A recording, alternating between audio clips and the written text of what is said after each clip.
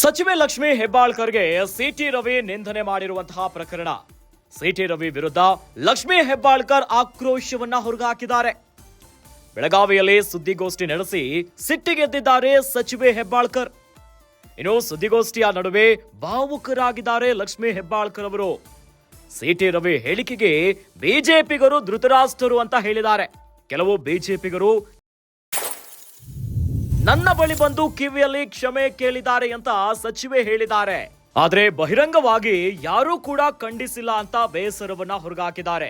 ಹಾಗಾದ್ರೆ ಲಕ್ಷ್ಮೀ ಹೆಬ್ಬಾಳ್ಕರ್ ಬಳಿ ಬಂದು ಕ್ಷಮೆ ಕೇಳಿದಂತ ಬಿಜೆಪಿಗರು ಯಾರು? ಸಿಟಿ ರವಿ ಮಾಡಿದ್ದು ತಪ್ಪು ಅಂತ ಬಿಜೆಪಿಗರೇ ಈಗ ಒಪ್ಕೊಂಡ್ಬಿಟ್ಟಿದ್ದಾರೆ. ಹಾಗಾದ್ರೆ ಸಿಟಿ ರವಿ ಪರ ಕೇವಲ ಪಕ್ಷದ ಹಿತದೃಷ್ಟಿಯಿಂದ ನಿಂತ್ಕೊಂಡಿದ್ದಾರ ಅನ್ನೋ ಪ್ರಶ್ನೆ ಉದ್ಭವ ಆಗ್ತಿದೆ. ಬಿಜೆಪಿಯ ಕೆಲವು ನಾಯಕರು ಪರೋಕ್ಷವಾಗಿ ಹೆಬ್ಬಾಳ್ಕರ್ಗೆ ಬೆಂಬಲವನ್ನ ಸೂಚಿಸುತ್ತಿದ್ದಾರೆ. ಹಾಗಾದ್ರೆ ಸುವರ್ಣಸೌಧದಲ್ಲಿ ಮಹಿಳೆ ಮತ್ತು ಮಕ್ಕಳ ಕಲ್ಯಾಣ ಇಲಾಖೆ ಸಚಿವೆಯಾಗಿರುವಂತಹ ಲಕ್ಷ್ಮೀ ಹೆಬ್ಬಾಳ್ಕರ್ ಅವರಿಗೆ ಬಿಜೆಪಿಯ ಎಂಎಲ್ಸಿ ಸಿಟಿ ರವಿ ಅವ್ಯಾಚ್ಯ ಶಬ್ದವನ್ನ ಬಳಸಿದ್ದಾರೆ ಎನ್ನುವಂತ ಆರೋಪ ಪ್ರಕರಣಕ್ಕೆ ಸಂಬಂಧಪಟ್ಟಂತೆ ಈಗಾಗಲೇ ಕೋರ್ಟ್ಗೆ ಹಾಜರಾಗ್ತಿದ್ದಾರೆ ಸಿಟಿ ರವಿ ಅವರು. ಇವೆಲ್ಲದರ ನಡುವೆ ಲಕ್ಷ್ಮೀ ಹೆಬ್ಬಾಳ್ಕರ್ ಅವರು ಒಂದು ಶಾಕಿಂಗ್ ಸ್ಟೇಟ್ಮೆಂಟ್ ಅನ್ನ ಕೊಟ್ಟಿದ್ದಾರೆ. ಸುದ್ದಿಗೋಷ್ಠಿಯನ್ನ ನಡೆಸಿ ಸಾಕಷ್ಟು ಗರಂ ಆಗಿ ಮಾತನಾಡಿದ್ರು ಲಕ್ಷ್ಮೀ ಹೆಬ್ಬಾಳ್ಕರ್ ಅವರು. ಬೆಳಗಾವಿಯಲ್ಲಿ ಸುದ್ದಿಗೋಷ್ಠಿಯನ್ನು ನಡೆಸಿ ಸಿಟ್ಟಿಗೆದ್ದಿದ್ರು ಹೆಬ್ಬಾಳ್ಕರ್. ಈ ನಡುವೆ ಭಾವುಕರಾಗಿ ಲಕ್ಷ್ಮೀ ಹೆಬ್ಬಾಳ್ಕರ್ ಅವರು ಮಾತನಾಡಿದ್ರು. ನನ್ನ ಬಾಯಿಂದ ಅಂತ ಶಬ್ದವನ್ನ ಕೇಳಲಿಕ್ಕೆ ನನಗಾಗೋದೇ ಇಲ್ಲ, ಆ ಪದವನ್ನ ಹೇಳಿಕ್ಕೂ ಸಾಧ್ಯ ಇಲ್ಲ ಅನ್ನೋದಾಗಿ ಭಾವುಕರಾಗಿ ಕಣ್ಣಂಚಿನಲ್ಲಿ ನೀರನ್ನ ತುಂಬಿಕೊಳ್ಳುವಂತ ರೀತಿಯಲ್ಲಿ ಲಕ್ಷ್ಮೀ ಹೆಬ್ಬಾಳ್ಕರ್ ಅವರು ಮಾತನಾಡಿದ್ರು. ಇನ್ನು ಇದೇ ಹೊತ್ತಿನಲ್ಲಿ ಸಿಟಿ ರವಿ ಹೇಳಿಕೆಗೆ ಬಿಜೆಪಿಯರು ಧೃತರಾಷ್ಟ್ರರಾದ್ರು ಅನ್ನುವಂತ ಮಾತನ್ನ ಹೇಳಿದ್ರು. ಕೆಲವು ಬಿಜೆಪಿಗಳು ಲಕ್ಷ್ಮೀ ಹೆಬ್ಬಾಳ್ಕರ್ ಅವರ ಬಳಿ ಬಂದು ಕಿವಿಯಲ್ಲಿ ಕ್ಷಮೆಯನ್ನ ಕೇಳಿದಾರಂತೆ. ಸ್ವತಃ ಲಕ್ಷ್ಮೀ ಹೆಬ್ಬಾಳ್ಕರ್ ಅವರು ಹೇಳ್ತಿರುವಂತ ಮಾತಿದು. ಆದರೆ ಬಹಿರಂಗವಾಗಿ ಯಾರು ಕೂಡ ಈ ಪದ ಬಳಕೆಯನ್ನ ವಿರೋಧಿಸಿಲ್ಲ, ಅದನ್ನ ಖಂಡಿಸಿಲ್ಲ ಅಂತ ಲಕ್ಷ್ಮೀ ಹೆಬ್ಬಾಳ್ಕರ್ ಬೇಸರವನ್ನ ಹೊರಗಾಕಿದ್ದಾರೆ.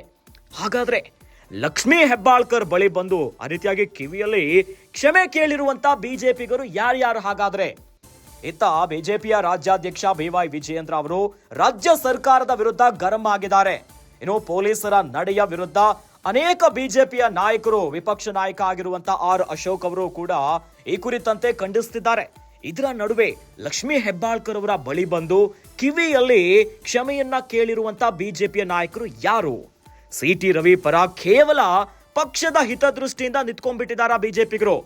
ಬಿಜೆಪಿಯ ಕೆಲವು ನಾಯಕರು ಪರೋಕ್ಷವಾಗಿ ಹೆಬ್ಬಾಳ್ಕರ್ಗೆ ಬೆಂಬಲವನ್ನ ಸೂಚಿಸುತ್ತಿದ್ದಾರಾ? ಹಾಗಾದ್ರೆ ಈ ರೀತಿಯ ಕಿವಿಯಲ್ಲಿ ಬಂದು ಕ್ಷಮೆ ಕೇಳಿರುವಂತ ಬಿಜೆಪಿಗರು ಯಾರು ಅನ್ನೋ ಪ್ರಶ್ನೆ ಈಗ ಉದ್ಭವ ಆಗಿದೆ. ವಿಧಾನ ಪರಿಷತ್ತು ಅಂತಂದ್ರೆ ಹಿರಿಯರ ಚಾವಡಿ, ಬುದ್ಧಿವಂತರ ವೇದಿಕೆ.